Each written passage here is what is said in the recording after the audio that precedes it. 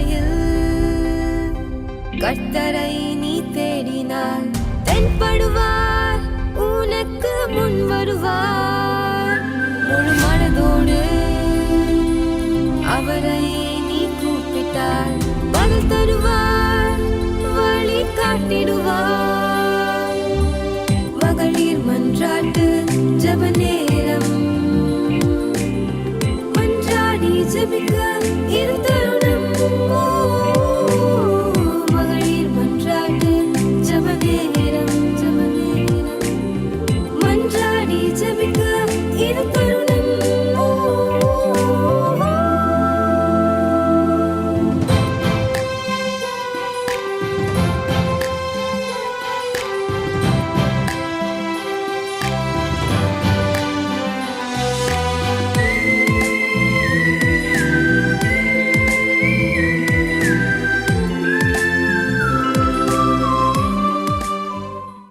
Praise the Lord. கர்த்தர் இரட்சகருமாகிய இயேசு கிறிஸ்துவின் நாமத்தில் உங்கள் யாவரையும் வாழ்த்துகிறேன். இந்த நல்ல நிகழ்ச்சிக்கு வரவேற்கிறேன். நாம் யாவரும் தேவ சமூகத்தில் காத்திருக்கிறோம். ஒவ்வொரு நாளும் அவருடைய தயவும் இரக்கமும் நம்மை வழி நடத்தி கொண்டிருக்கிறது. பிரியமானவர்களே, யார் யார் அவரை அண்டிக் கொள்ளுகிறார்களோ கர்த்தர் அவர்களுக்கு சமீபமாய் இருந்து அவர்கள் எண்ணுகிறதற்கு நினைக்கிறதற்கு அதிகமாய் அவர்களுக்கு செய்கிற தேவனாய் இருக்கிறார். உலகத்தில் எவ்வளவோ கோடி ஜனங்கள் இருந்தாலும் கர்த்தர் முன்குறித்தவர்களை அவர் ரட்சிக்கிறார், அபிஷேகிக்கிறார், அவர்களுடையவர்களாய் தெரிந்து கொண்டு மகிமையிலே அவரோடு கூட ஆளுகை செய்யும்படியாக வைத்திருக்கிறார். இன்றைக்கு வேதத்திலிருந்து எரேமியாவின் புஸ்தகம் அதனுடைய 1ஆம் அதிகாரத்தின் 5வது வசனத்தை நாம் தியானிக்க இருக்கிறோம். வசனம் இவ்விதமாய் சொல்கிறது: நான் உன்னை தாயின் வயிற்றில் உருவாக்கும் முன்னே உன்னை அறிந்தேன், நீ கர்ப்பத்திலிருந்து வெளிப்படும் முன்னே நான் உன்னை பரிசுத்தம் பண்ணி உன்னை ஜாதிகளுக்கு தீர்க்கதரிசியாகி கட்டளையிட்டேன் என்று சொன்னார். நான் உன்னை தாயின் வயிற்றில் உருவாக்கும் முன்னே உன்னை அறிந்தேன். கர்த்தர் நம்மை உருவாக்கும் முன்பே அவர் அறிந்து வைத்திருக்கிறார். நம்ம பிளான் பண்ணிட்டார். நம்ம அம்மா வயிற்றில் நம்மளை உருவாக்குறதுக்கு முந்தியே நாம் எப்படி இருக்கணும், நமக்கு எந்த இடத்துல பிறக்கணும், என்ன மாதிரி என்கிறத எல்லாவற்றுக்கும் ப்ளூ பிரிண்ட் போட்டு அவள் அழகாக ரெடியாக வச்சிருந்து ஏற்ற காலத்தில் ஏற்ற நேரத்தில் தாயின் கருவில் உருவாக பண்ணினவர். நம்ம கர்ப்பம் தரிக்கும் முன்பாகவே அவர் நம்மை குறித்து திட்டம் பண்ணி ஒரு நல்ல பிளான் போட்டு வச்சிட்டார். அப்போவே நம்ம பிளான் போட்டிருந்தாங்கன்னா இப்போ வாழ்வதற்கு, வாழ்ந்து முடிப்பதற்கு நிச்சயமாக அந்த பிளான் அழகாக நமக்காக வைக்கப்பட்டிருக்கிறது. அந்த பிளானின் படி தான் நாம் இப்போ வாழ்ந்து கொண்டிருக்கிறோம். நமக்கு முன்பாக வைக்கப்பட்டிருக்கிற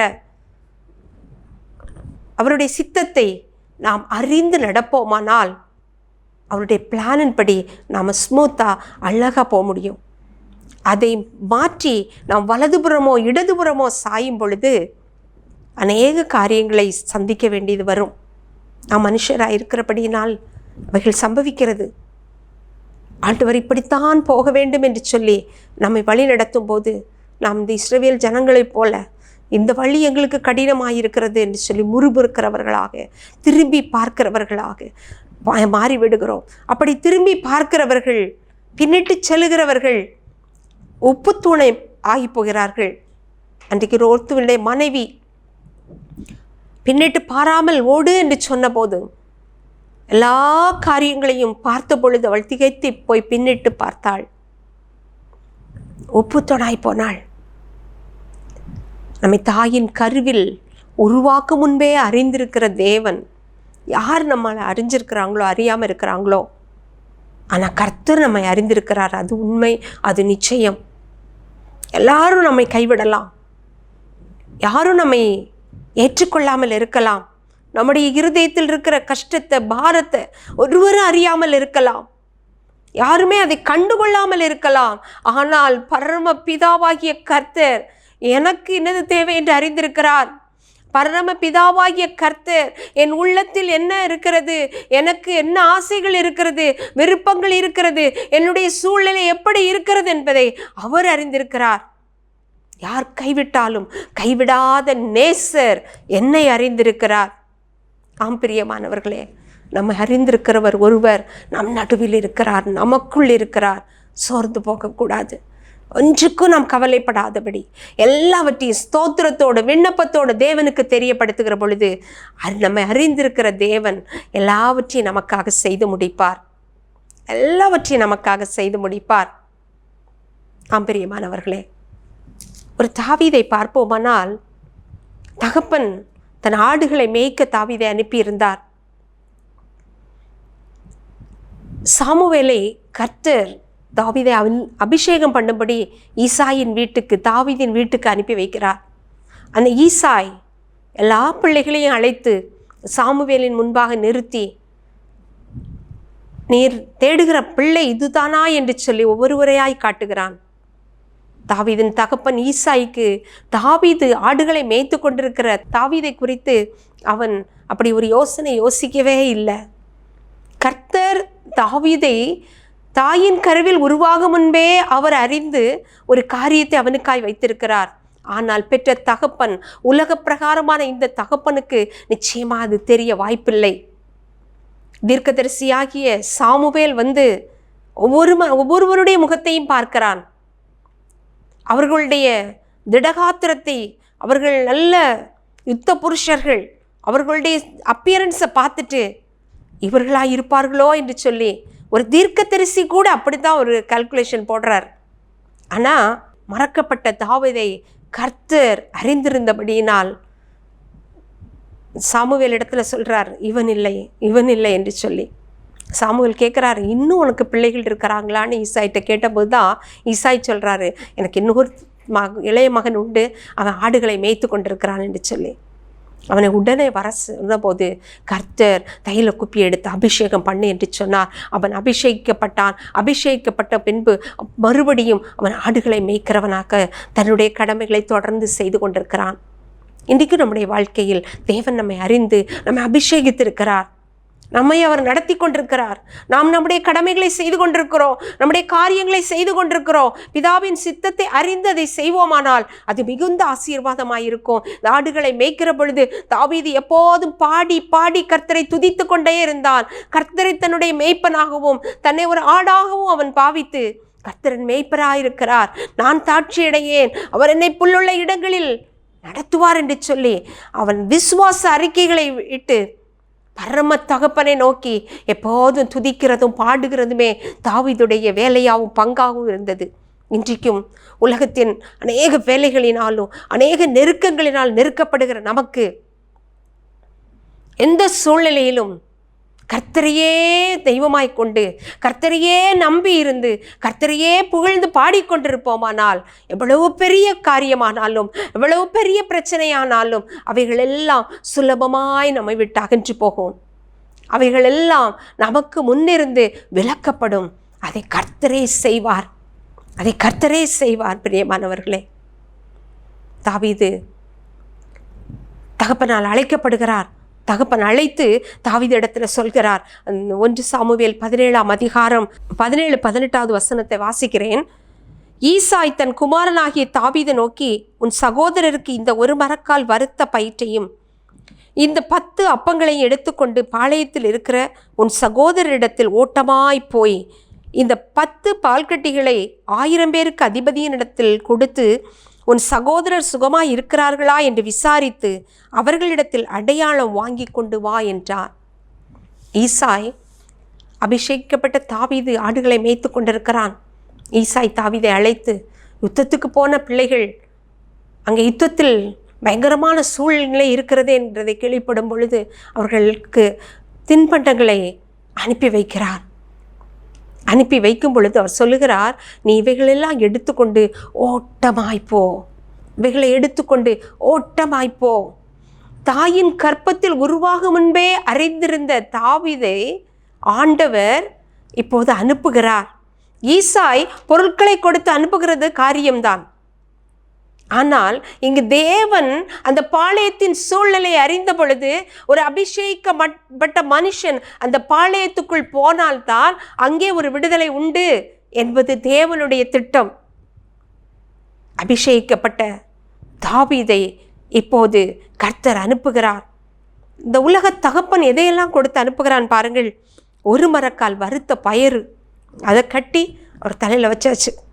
10 அப்பங்கள், பெரிய அப்பம், பிரதர்ஸ்க்கு சாப்பிட்றதுக்கு, அவங்க சகோதரர்கள் அதை சாப்பிடுவதற்கு. இன்னும் 10 பால்கட்டிகளை எடுத்து அதை அங்கே இருக்கிற 1000 பேருக்கு அதிபதிகளுக்கு கொடுத்து அவங்ககிட்ட பெர்மிஷனை வாங்கி, நீ பாளையத்துக்குள்ளே போய் சகோதரர்களை சந்தித்து, நீங்கள் நலமாக இருக்கீங்களா, நீங்கள் உங்களுக்கு ஒரு பிரச்சனையும் இல்லையே, உங்களுக்கு ஒன்றும் சம்பவிக்கவில்லையே, ஜீவனோடு இருக்கிறீர்களே என்கிறத அறிந்து விசாரிச்சுட்டு அவங்ககிட்ட அடையாளத்தை வாங்கி கொண்டு வா என்று சொல்லி உலக தகப்பன் அனுப்பி விடுகிறான்.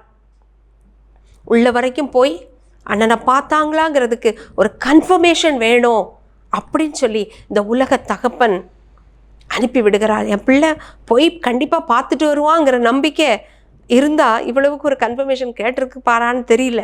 ஆனால் ஒரு அடையாளத்தையும் கொண்டு வான்னு தான் சொல்லி அனுப்பியிருக்கார். ஆனால் தேவன் தாவீதை அறிந்திருந்த தேவன், அவனுக்குள் தேவனுடைய மகிமையும் பலனும் அபிஷேகமும் இருக்கிறதை அறிந்திருந்த தேவன் அவனை பாளையத்துக்குள் அனுப்புகிறார். பாளையத்துக்குள் போன பொழுது அவன் பார்க்கிற சம்பவம் 17ஆம் அதிகாரத்தின் 16வது வசனம் சொல்கிறது, அந்த பெலிஸ்தன் காலையிலும் மாலையிலும் 40 நாள் வந்து வந்து நிற்பான். அந்த பெலிஸ்தன் 40 நாள் ஒவ்வொரு நாளும் வந்து வந்து அவன் இந்த இஸ்ரவேல் ஜனங்களுக்கு முன்பாக நிற்பான். அவன் எப்படிப்பட்டவனாய் இருந்தான்? அவன் ராட்சச பிறவி, கோலியாத். அவனுடைய பேர் கோலியாத். அவன் இஸ்ரவேல் ஜனத்துக்கு விரோதமாய் அபயமிட்டு கூப்பிடுவான். உங்களில் யாராவது ஒருத்தர் என்னை எதிர்த்து வாருங்கள், யுத்தத்தில் நான் ஜெயித்தால் உங்கள் தேசம் எனக்கு அடிமையாகும், நீங்கள் ஜெயித்தால், யார் எனக்கு எதிர்த்து வருகிறார்களோ அவன் ஜெயித்தால் இந்த தேசத்துக்கு நாங்கள் சரண்டர் ஆயிடுறோன்னு சொல்லி அவன் ஒவ்வொரு நாளும் குக்கரலிடுறான். 40 நாட்கள் வந்து வந்து கூப்பிடுறான். யாரும் போகிறதுக்கு ரெடி இல்லை. ராஜா கூட பயந்து ஒளிஞ்சாச்சு. முழு இஸ்ரவேல் தேசத்தையும் காக்க வேண்டிய ராஜா கூட பயந்து போய் இருக்கிறார். இவங்கிட்ட போய் தோத்துட்டா முழு தேசமும் அவங்களுக்கு அடிமையாக போயிருமேன்னு பயந்து போய் அவங்க பாளையத்தில் இருக்கிறாங்க. இப்போது ஒரு இளைய வாலிபன் அவன் பாளையத்துக்குள்ளாக புறப்பட்டு போனான். அங்கே போன போது கூக்குரல் இடுகிற கோலியாத்தை கண்டான். இது என்ன என்று சொல்லி விசாரித்த பொழுது காரியங்களை அறிந்து கொண்டு தேவனுடைய பலத்தில் நான் போகிறேன் என்று சொல்லி அவன் போய் அந்த மகா பயங்கர ராட்சசனான அந்த கோலியாத்தை கொன்று ஒரு பெரிய ஜெயத்தை எடுத்தான். பிரியமானவர்களே, நாம் அற்பமானவர்களாக இருக்கலாம், சாதாரணமானவர்களாக இருக்கலாம், நம்மை கொண்டு என்ன என்று சொல்லி நமக்கே நம்பிக்கை இல்லாமல் இருக்கலாம். பிறர் நம்மை பார்க்கும் பொழுது இவர்களை கொண்டு என்ன என்று சொல்லி அவர்களும் நம்மை அற்பமாய் பார்க்கலாம். ஆனால் தாயின் கருவிலே அறிந்திருக்கிற தேவன் நம்மை குறித்து திட்டம் வைத்திருக்கிறார். நாம் செய்ய வேண்டியவைகளை செய்யும்படியாய் உற்சாகப்படுவோமானால், ஓட்டமாய் ஓடி ஓடி காரியங்களை செய்வோமானால், தகப்பன் சொல்லுகிறதை, பரம தகப்பனாகிய கர்த்தர் சொல்லுகிறதை நாம் சரியாய் செய்வோமானால் நிச்சயமாக நமக்குள் தேவ பலன் உண்டு. தேவ பலத்தினால நாம சேனைக்குள்ள பாய்ந்து ஜெயத்தை எடுப்போம். அதுல சந்தேகமே இல்லை. சேனைக்குள்ள பாய கர்த்தர் நமக்கு பலனை தருவார். இந்த உலகத்தின் எல்லா சூழ்நிலைகளையும் தாண்டி செல்ல பலன் தருவார். கர்த்தருடைய காரியங்களை செய்து முடிக்க நமக்கு பலன் தருவார். ஒரு கோரேஸ் ராஜா, இந்த ராஜாவை குறித்து பார்க்கிற பொழுது கர்த்தர் அவரையும் அறிந்திருந்தார். நம்மை தாயின் கருவில் உருவாகும் முன்பு அறிந்திருந்த கர்த்தர் எல்லா ஜனங்களையும் அறிந்திருந்தார். கோரேஸ் என்கிற ராஜா, அவர் பிறக்கு முன்பு 150 வருடங்களுக்கு முன்பே அவரை குறித்து ஏசாயா தீர்க்க தரிசனம் சொல்லி வைத்திருக்கிறார். ஏசாயாவின் புஸ்தகம் 44ஆம் அதிகாரம் அதனுடைய கடைசி வசனம் 28வது வசனத்தை வாசிக்கும் போது விதமாய் சொல்லப்பட்டிருக்கிறது. கோரேசி குறித்து, அவன் என் மேய்ப்பன், அவன் எருசலேமை நோக்கி நீ கட்டப்படு என்றும் தேவாலயத்தை நோக்கி நீ அஸ்திபாரப்படு என்றும் சொல்லி எனக்கு பிரியமானதை எல்லாம் நிறைவேற்றுவான் என்று சொல்லுகிறவர் நான் என்று கர்த்தர் சொல்லியிருக்கிறார். இந்த கோரேஸ் எசையா 45வது அதிகாரத்தை வாசிக்கும் போது கர்த்தர் இந்த கோரேசனுடைய கரத்தை பிரித்து நடத்துகிறார். பிரியமானவர்களே, இன்றைக்கு நாம் எப்படிப்பட்டவர்கள் என்பது முக்கியம் அல்ல. நம்மை அறிந்த தேவன் ஒருவர் இருக்கிறார். நம்மை நடத்த அவர் போதுமானவராயிருக்கிறார். இந்த கோரேஸ் ஏசாயா 45வது அதிகாரத்தில் வாசிக்கிற பொழுது இந்த வசனங்கள் நமக்கு நல்ல ஒரு வாக்குத்தத்த வசனம். வாசிக்கிறேன், கேளுங்கள். கர்த்தராகிய நான் அபிஷேகம் பண்ணின கோரேசுக்கு முன்பாக ஜாதிகளை கீழ்ப்படுத்தி ராஜாக்களின் இடக்கட்டைகளை அவிழ்க்கும்படிக்கும் அவனுக்கு முன்பாக வாசல்கள் பூட்டப்படாதிருக்க கதவுகளை திறந்து வைக்கும்படிக்கும் அவனை பார்த்து அவன் வலது கையை பிடித்து கொண்டு அவனுக்கு சொல்லுகிறதாவது, நான் உனக்கு முன்னே போய் கோணலானவைகளை செவ்வையாக்குவேன். உன்னை பெயர் சொல்லி அழைக்கிற இஸ்ரவேலின் தேவனாகிய கர்த்தர் நானே என்று நீ அறியும்படிக்கு வெண்கல கதவுகளை உடைத்து இரும்பு தாழ்பால்களை முறித்து அந்த காலத்தில் இருக்கிற பொக்கிஷங்களையும் ஒளிப்பிடத்தில் இருக்கிற புதையல்களையும் உனக்கு கொடுப்பேன். நான் என் தாசனாகிய யாக்கோபின் நிமித்தமும் நான் தெரிந்து கொண்ட இஸ்ரவேலின் நிமித்தமும் நான் உன்னை பெயர் சொல்லி அழைத்து நீ என்னை அறியாதிருந்தும் உனக்கு நாமம் தரித்தேன். நானே கர்த்தர், வேறு ஒருவர் இல்லை, என்னை தவிர தேவன் இல்லை. இந்த 5 வசனங்கள் ஏசாயா 45 முதல் 5 வசனங்கள் இந்த கோரேசை குறித்து அழகாய் சொல்லி இருக்கிறது. கோரேசுடைய கரத்தை கர்த்தர் பிடிக்கிறார். இன்றைக்கும் இந்த புதிய வருடத்தில் கர்த்தர் நம்முடைய கரத்தை பிடித்திருக்கிறார். அவர் நம்முடைய கரத்தை பிடித்து நமக்கு முன் செல்லும் போது எப்படி இருக்குமா, அதனுடைய 2வது வசனம், நான் உனக்கு முன் போய் கோணலானதை செவ்வையாக்குவேன்.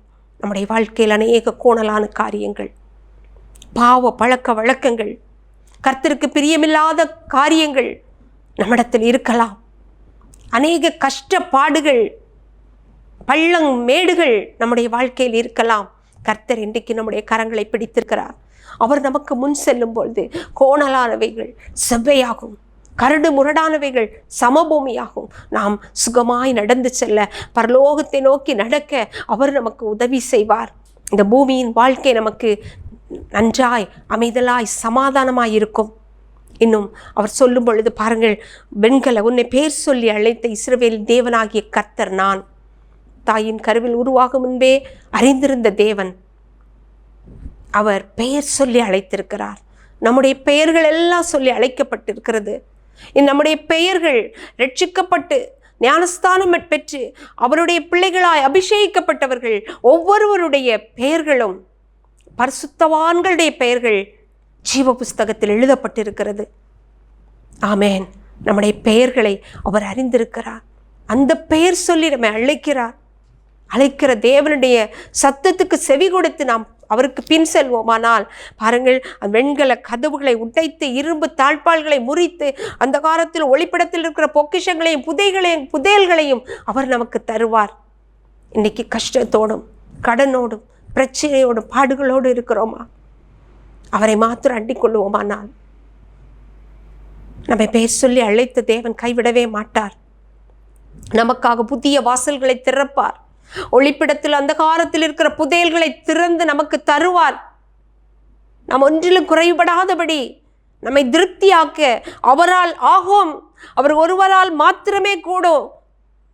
எப்படி எனக்கு நடப்பது கூடாத காரியம், எனக்கு ஒரு சோசம் இல்லை, எந்த ஒரு மார்க்கமும் என் வாழ்க்கையில் இல்லை என்று எல்லா வாசல்கள் அடைபட்டிருந்தாலும் அவருடைய பாதத்தை பிடித்துக் கொள்வோமானால், அவர் நம்முடைய கரத்தை பிடித்துக் கொள்வாரானால் நிச்சயமாக புது வழி நமக்கு திறங்கும்.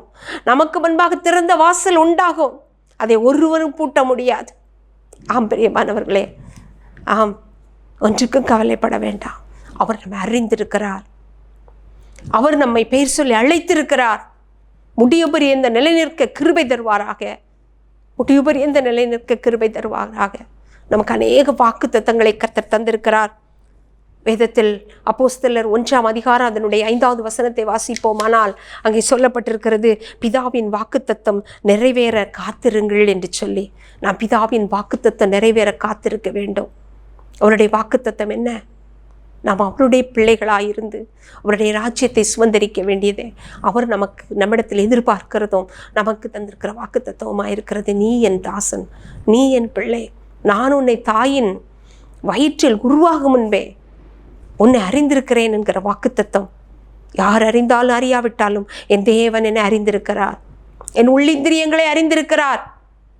நான் போகிற பாதை என்ன என்பதை அறிந்திருக்கிறார். என்னுடைய கஷ்டப்பாடு என்ன என்பதை அறிந்திருக்கிறார். எவ்வளவு மகா பெரிய வாக்குத்தத்தம். இந்த வாக்குத்தத்தத்துக்காக இவைகள் நிறைவேற நாம் காத்திருப்போம். கோரேஸ் ராஜாவுக்கு நிறைவேற்றின கர்த்தர் நமக்கும் வெண்கல கதவுகளை உடைத்து இரும்பு தாழ்பால்களை முறித்து பொக்கிஷங்களையும் புதையல்களையும் தந்து நம்மை ஆசீர்வதிப்பார்.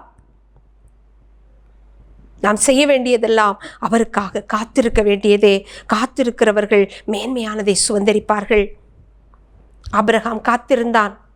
ஒரு பிள்ளைக்காக காத்திருந்த பொழுது அவருக்கு 100வது வயதில் கர்த்தர் பிள்ளையை கொடுத்து அவரை ஆசீர்வதித்தார். அப்படிப்பட்ட மகா உன்னத தேவன் நம்முடைய தேவனாய் இருக்கிறார். நாம் காத்திருக்க வேண்டியது இந்த உலகத்தின் ஆசீர்வாதங்களுக்காக மாத்திரமல்ல, பரலோக ஆசீர்வாதத்துக்காகவும். இந்த பூமி நமக்கு சொந்தம் அல்ல.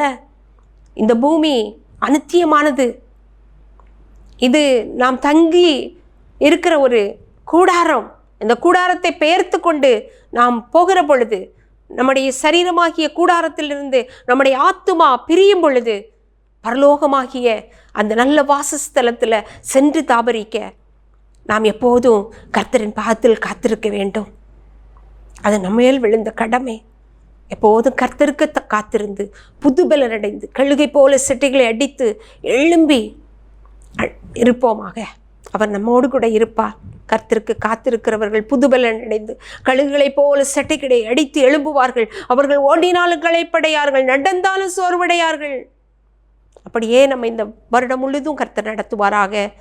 ஆமேன், ஆமேன், ஆமேன். பிரியமானவர்களே, கர்த்தர் நம்மை அழகாய் ஆச்சரியமாய் நம்மை நடத்துவார். அவர் நம்மை அறிந்திருக்கிறார். நாம் ஒரு சில காரியங்களுக்காக செபிக்க போகிறோம். இந்த வருடம் முழுவதும் கர்த்தர் நம்மை நடத்தணும். எல்லா பாவங்களுக்கும் தீமைகளுக்கும் அதிலிருந்து விடுதலையாக நாம் செபிக்க போகிறோம். அழிந்து போகிற ஆத்துமாக்கள் பாவத்திலிருந்து விடுதலை ஆகணும். பின்மாறி இருக்கிற ஜனங்கள் பின்மாற்றத்திலிருந்து விடுதலை ஆகணும். கள்ள உபதேசங்களினால் பீடிக்கப்பட்டிருக்கிறவர்கள் விடுதலை ஆகணும். கட்டுகளிலும் பாவ பிச்சுகளிலும் கிடக்கிறவர்கள் விடுதலை ஆகணும். வாலிபர்கள் விடுதலை ஆகணும். இன்றைக்கு வாலிபர்கள் பயங்கரமான போதை வஸ்துக்களுக்கு அடிமைப்பட்டு வாழ்க்கை இழந்து கொண்டிருக்கிறாங்க. கர்த்தரை அறிகிற அறிவை விட்டுவிட்டு உலக பிரகாரமான இச்சைகளுக்கும் சிற்றின்பங்களுக்கும் அடிமைப்படுத்தி கொண்டிருக்கிறாங்க. அவர்கள் எல்லாம் நினைத்து நாம் அனுதினமும் செபிக்க வேண்டும். கர்த்தரோடு கூட நாம் சேர்ந்து செபிப்போமா? ஹல்லேலூயா, ஹல்லேலூயா. அன்பின் பிதாவே, நல்ல வேளைக்காக உமக்கு நன்றி செலுத்துகிறோம் அப்பா. நீர் பெரியவரும் நல்லவரும் வல்லவருமாக இருக்கிறீர் ஆண்டவரே. தாயின் கருவில் ஒரு வேறு முன்பே அப்பா நீர் எங்களை உருவாக்கும் முன்பே அறிந்திருக்கிறீர் ஆண்டவரே. நீர் எவ்வளவு நல்ல தேவன் அப்பா, மகிமையான தேவன். எங்களுக்கு இன்னது தேவை என்று அறிந்திருக்கிற பரமபிதாவே, நன்றியோடு துதிக்கிறோம். இப்பொழுதும் ஆண்டவரே ஸ்தோத்திரம் அப்பா. வருடம் முழுவதும் நீர் எங்களை நடத்துவீராக. எல்லா பாவங்களுக்கும் எல்லா பாரங்களுக்கும் எங்களை விலக்கி மீட்டு காத்து கொள்ளுங்க. பாவமான பாரமான யாவற்றையும் உதறி தள்ளிவிட்டு விசுவாசத்தை தொடங்கினவரும் முடிக்கிறவருமாகிய கிறிஸ்துவை நோக்கி ஓட, எங்கள் ஓட்ட பந்தயத்தை ஜெயமெடுக்க கர்த்தர் எங்களுக்கு கிருபை தருவீராக. எங்கள் ஓட்டம் ஜெயமாய் முடியவும், நாங்கள் ஜீவ கிரீடத்தை சூடிக்கொள்ளவும் கர்த்தர் எங்களுக்கு அனுக்கிரகம் பாராட்ட ஜெபிக்கிற ஆண்டவரே. தகப்பனே, யார் யார் பலவிதமான பாவ பழக்க வழக்கங்களுக்கு அடிமைப்பட்டு இருக்கிறார்களோ அப்பா, விடுதலை கொடுங்கப்பா. இந்த வருடம் முதல் அவர்களுடைய ஜீவன் உள்ள நாள் மட்டும் பரிசுத்தத்தில் நடக்கும்படியாய் கர்த்தர் உம்முடைய பரிசுத்த கரத்தை நீட்டி பிடித்து கொள்ளுங்கப்பா. நீங்க அவர்களை அறிந்திருக்கிறீர் ஆண்டவரே. அவருடைய காரியங்களை நீர் அறிந்திருக்கிறீர் ஆண்டவரே. அவருடைய உள்ளெந்திரங்களை நீர் ஆராய்ந்து அறிந்திருக்கிறீரப்பா. பெரிய விடுதலையை கொடுங்கப்பா. குறிப்பாய் வாலிபர்களுக்காக அப்பா ஜெபிக்கிறோம். போதை வஸ்துக்களுக்கு அடிமைப்பட்டு பெற்றோருக்கு கண்ணீரும் கண்ணியுமாக இருக்கிற பிள்ளைகளை கர்த்தர் கரந்தூக்கி எடுங்க ஆண்டவரே. ஒரு பெரிய விடுதலையை கொடுங்க அப்பா. அவர்கள் உள்ளத்தில் சமாதானத்தை கொடுங்க. சூழ்நிலைகள் பிள்ளைகளை தாறுமாறாக்குகிற சூழ்நிலைகளிலிருந்து பிள்ளைகளை தப்புவீங்க ஆண்டவரே. இயேசுவே உமக்கு ஸ்தோத்திரம் அப்பா. ஹல்லேலூயா. பாவ பழக்கங்களிலும் பச்சார வேசித்தனங்களிலும் சிக்குண்டு கிடக்கிறவர்களுக்கு அந்த பாவ பிச்சிலிருந்து ஒரு விடுதலையை கொடுங்கப்பா. தகப்பனே, இந்த நிமித்தம் பாதிக்கப்பட்டிருக்கிறவர்கள் அப்பா, எனக்கு ஒரு விடுதலை வேண்டும் என்று கேட்கிறவர்களுக்கு கர்த்தருடைய கரத்தை நீட்டி தூக்கி எடுப்பீராக. உளையான சேற்றிலிருந்து தூக்கி எடுத்து கண்மலையின் மேல் நிறுத்துங்கப்பா. நன்றியோடு துதிக்கிறேன் ஆண்டவரே. அப்படியே கர்த்தாவே ஸ்தோத்திரம் அப்பா. வியாதிப்பட்டு வேதனைப்பட்டு கொண்டிருக்கிறவர்களுக்கு நல்ல சுகம் உண்டாகட்டும். கர்த்தாவே ஆஸ்பத்திரிகளில் வியாதியோடு வேதனையோடு இருக்கிறவர்களுக்கு என் தேவன் இப்பொழுதே உடைய கரத்தை நீட்டி தொடுங்க ஆண்டவரே. விடுதலை கொடுங்கப்பா. அப்பா ஸ்தோத்திரம் அப்பா. ஸ்தோத்திரம் ஸ்தோத்திரம் ஸ்தோத்திரம். ஓ நீ சுகமா இரு என்று சொல்லி அவர்களை வாழ்த்தி ஆசீர்வதித்து அனுப்புங்கப்பா. ஆண்டவரே ஸ்தோத்திரம் ஐயா. ஸ்தோத்திரம். மரணத்தோடு போராடி கொண்டிருக்கிறவர்களை கர்த்தர் கரம் நீட்டி தூக்கி எடுங்க ஆண்டவரே. பெரிய விடுதலையை கட்டளையிடும். அப்படியே கர்த்தாவே ஸ்தோத்திரம். ஹல்லேலூயா ஹல்லேலூயா. யார் யார் வீடுகளில் வியாதிப்பட்டு ஆண்டவரே கஷ்டப்படுறாங்களோ அப்பா, தினமும் மாத்திரை மருந்துகளினால் தங்களை வருத்தி கொண்டிருக்கிறார்களோ அவர்களுக்கெல்லாம் ஒரு விடுதலையை கொடுங்கப்பா. ஓ சுகமளிக்கிற வல்லமை கடந்து செல்லுவதாக. இப்பொழுதே உடைய சுகமளிக்கிற வல்லமை கடந்து செல்லட்டும் அப்பா. ஒரு பெரிய சுகம், ஒரு பெரிய சந்தோஷம் அவர்களுடைய வாழ்க்கையில உண்டாகட்டும் ஆண்டவரே. விடுதலையின் நாயகனுடைய விடுதலை புறப்பட்டு செல்லட்டும் ஆண்டவரே. மகிமையான தேவனுடைய பா ஓ குணமளிக்கிற வல்லமை குணம் அளிக்க செபிக்கிறோம் ஆண்டவரே. பெரிய காரியங்களை எதிர்பார்க்கிறோம் அப்பா. தகப்பனே, கடனால கஷ்டங்களினால வேதனைப்படுகிறவர்கள் அப்பா, நொடிந்து போயிருக்கிறவர்கள், கண்ணீரோடு இருக்கிறவர்கள், போதும் கர்த்தாவே என்னை எடுத்துக்கொள்ளும் என்று சொல்லி வேதனைப்பட்டு கொண்டு இருக்கிறவர்களுக்கு என் தேவன் கரம் கொடுங்க ஆண்டவரே. நீங்க அவர்களை தாயின் கருவில் உருவாகும் முன்பே அறிந்திருந்தீரே ஆண்டவரே. ஏசப்பா, அவர்களுடைய எல்லா பிரச்சனைகளையும் நீங்க அறிந்திருக்கிறீங்க, சூழ்நிலையை அறிந்திருக்கிறீங்க. யார் ஆதரிக்க முடியும் ஐயா? நீர் ஒருவரை ஆண்டவரை விடுதலையாக்கினால் மெய்யாகவே விடுதலை உண்டையப்பா. விடுவீங்க அவர்களை அந்த சூழ்நிலைக்கு தப்புவீங்கப்பா. ஒரு பெரிய போக்கு வழியை உண்டு பண்ணுங்க. போக்கு வழியை உண்டு பண்ணுங்க ஆண்டவரே. புதுவழி திறக்கட்டும் அப்பா. புதுவழி திறக்கட்டும். பார்வோனின் சேனை அள்ளியட்டும் ஆண்டவரே. இயேசுவின் நாமத்துல புதிய காரியங்கள் வாழ்க்கையில் சம்பவிக்க செபிக்கிறேன் அப்பா. திருமணத்துக்காய் காத்திருக்கிற பிள்ளைகளுக்காக ஸ்தோத்திரம் அப்பா. திருமண தடைகளை எல்லாம் மாற்றி குடும்பங்கள்ல நல்ல காரியங்களை நடக்க கர்த்தர் கிருபை செய்யுங்க. பெரிய அதிசயங்களை செய்யுங்க ஆண்டவரே. யார் யார் பிள்ளை பாக்கியத்துக்காய் காத்திருந்து விடாய்த்திருக்கிறார்களோ கர்த்தர் ஆண்டவரே ஸ்தோத்திரம். விடாய்த்த நிலத்தில் ஆண்டவரே நீரூற்றை பிறப்பிக்கிற கர்த்தர் ஓ கர்ப்பம் திறப்பீராக ஆண்டவரே. ஓ ஹல்லேலூயா ஹல்லேலூயா. ஓ தகப்பனே தகப்பனே, ஒரு பெரிய விடுதலையை கொடுங்க ஆண்டவரே. தட்டைகளை மாற்றுங்கப்பா. ஓ தகப்பனே, சந்ததிகளை உருவாக்குங்க ஆண்டவரே. தாயின் கருவில் உருவாகும் என்ப அறிந்து திட்டம் பண்ணின தெய்வமே. ஓ பிள்ளை பாக்கியத்திற்காய் காத்திருக்கிறவர்களுக்கு பா புத்திர சந்தானத்தை கொடுத்து ஆசீர்வதிப்பீராக அப்பா. யார் யார் வேலை இல்லாமல் கஷ்டப்படுறாங்களோ அவங்களுக்கு வேலை வாய்ப்புகளை கொடுங்கப்பா. தேசத்துல படித்து பிள்ளைகள் வேலை இல்லாமல் திண்டாடி கொண்டிருக்கிறாங்க ஆண்டவரே. என் தேவன் பிள்ளைகளுக்கு வழிகளை திறந்து வேலை வாய்ப்புகளை கொடுப்பீராக. குடும்பங்களை ஆதரிப்பீராக.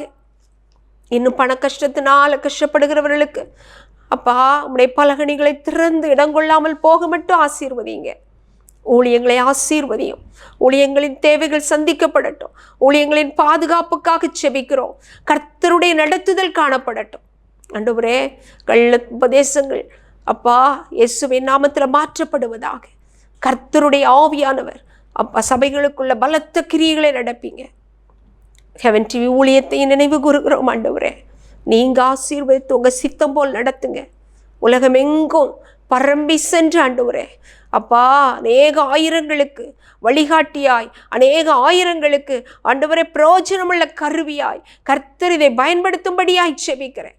சார்ந்து நடத்துகிற அத்தனை ஊழியங்களிலும் என் தேவனுடைய மகிமை வெளிப்படுவதாக. ஸ்பான்சர்ஸை கர்த்தர் அபரிவிதமாய் ஆசீர்வதிங்க ஆண்டவரே. இன்னும் ஸ்பான்சர்ஸை எழுப்புங்கப்பா. இந்த ஊழியத்தின் மூலம் ஒரு பெரிய எழுப்புதல் தேசங்களில் பற்றி பிடிக்கட்டும் என்று செபிக்கிறேன். கர்த்தர் மகிமைப்படுவீராக. நடத்துகிற உடைய பிள்ளைகளை கர்த்தர் வல்லமையா எடுத்து இன்னும் பயன்படுத்துங்க. சுகபல ஆரோக்கியத்தால் காத்துக்கொள்ளுங்க ஆண்டவரே.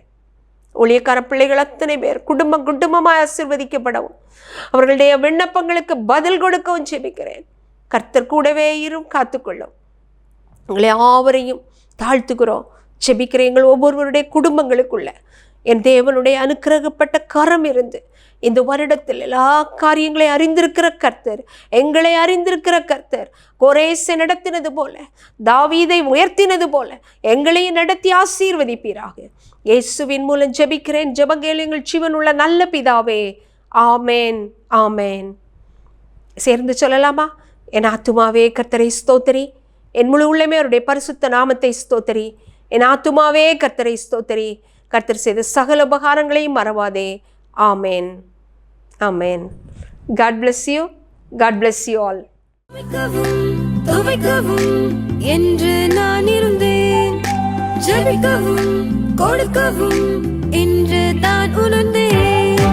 சமைக்கவும் துவைக்கவும் என்று நான் இருந்தேன், ஜெபிக்கவும் கொடுக்கவும் என்று நான் உணர்ந்தேன்.